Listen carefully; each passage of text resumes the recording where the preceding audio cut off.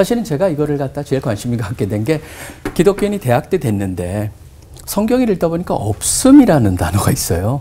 그래서 성경에 왜 없어?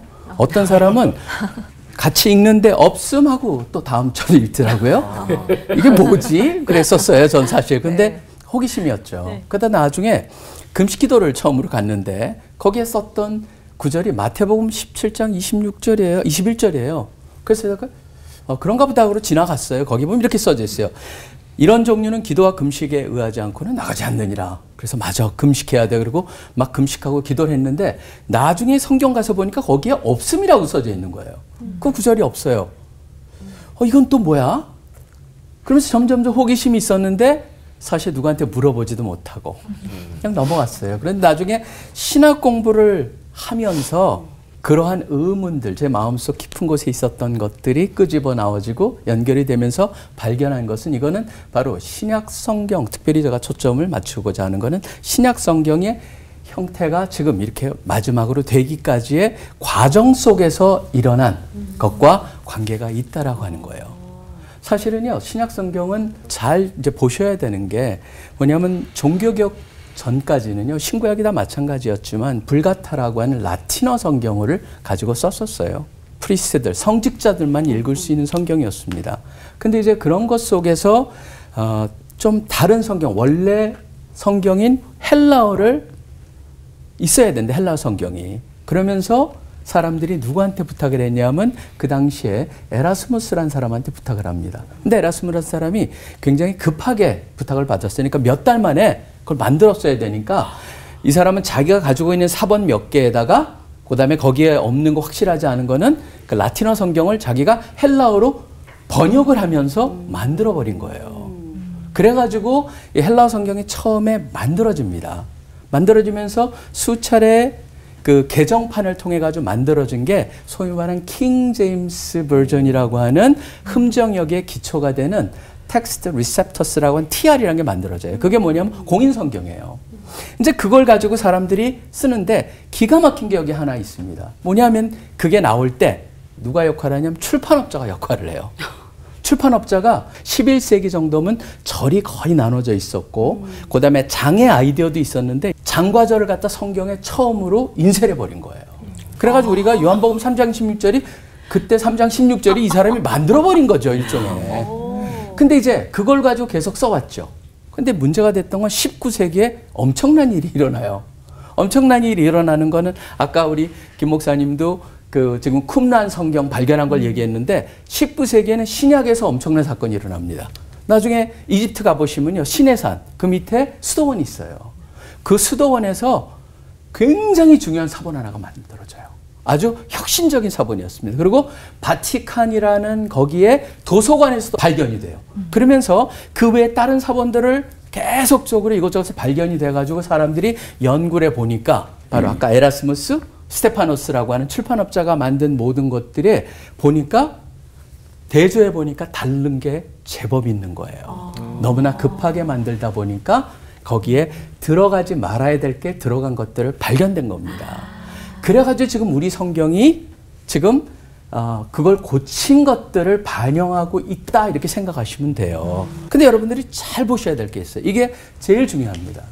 뭐냐면은 비교를 해가지고 보니까 어떤 것들은 없다라고 하는 게 그건 없는 게 맞다라고 했을 때 우리가 절을 갖다가 밀릴 수 있겠죠. 위로 하나씩 올릴 수 있는데 그러기보다는 그냥 요것만 빼자. 왜냐하면 다른 절들은 이미 사람들이 친숙하니까.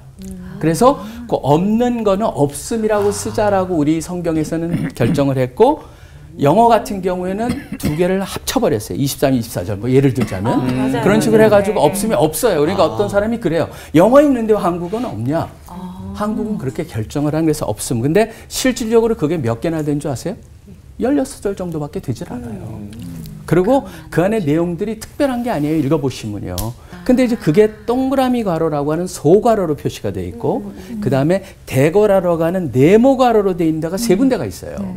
그게 사실 마가복음 보면은 16장 9절부터 보시면은 16절까지가 이렇게 박스로 딱 돼 있어요. 20절까지인가? 거기 박스로 돼 있고 그러니까 대괄호로 돼 있고 또 하나 돼 있는 게 요한복음 5장에 또 3절과 4절이 대가로 돼 있고 그 요한복음에 또 있어요. 7장 마지막 절부터 8장까지 나오는 간음 현장에서 잡힌 여인. 그게 세 군데가 박스로 돼 있는데 그건 뭐냐 하면은 너무나 많이 자리를 잡고 있는 거였기 때문에 그냥 원래 사본에는 없을 것이라고 추정을 하지만 그러니까 원래 원본에는 그렇지만 넣어놓기도 하자라고 했던 거예요. 사실 근데 여러분들이 제가 이 말씀을 드린 이유가 있습니다. 성경을 의심하라는 게 아니에요. 왜냐하면 성경이 이러한 얼마나 절묘하게 돼 있나 다른 그 고대 사본하고 경전하고 비교했을 때 어떤 것도 이렇게 기가 막히게 잘 보존된 것이 없어요. 극히 적은 양만 더해져 있다라고 하는 사실 하나. 그렇기 때문에 천지가 없어질지라도 하나님의 말씀은 1.1획도 변하지 않고 이룬다라고 하는 것. 그 다음에 또 중요한 거 한 가지가 있습니다. 뭐냐면 그거를 갖다가 학자들이 눈을 버려가면서 평생 한 단어가 있냐 없냐를 가지고 목숨을 걸었기 때문에 그 수많은 사람들의 수고로 지금 우리가 갖고 있는 게 성경이에요. 그 때문에 여러분들이 성경을 보실 때 우연한 게 아니구나, 엄청난 거구나 라는 걸 가지고 좀 더 그 특별한 마음으로 대하시기를 간절히 축원합니다. 기도하겠습니다. 하나님 감사합니다. 우리에게 하나님의 말씀을 주시고 보존해 주시고 우리 손에 있어서 우리가 그것을 통하여서 하나님의 능력을 경험케 하여 주시니 감사합니다. 모든 기도 예수 그리스도 이름으로 기도합니다. 아멘.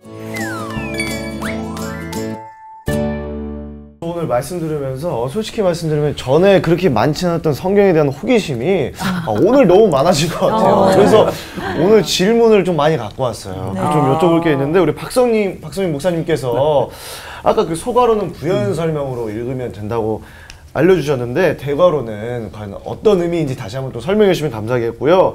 그리고 그 시편 같은 데 보면 셀라 엄청 많이 나와요.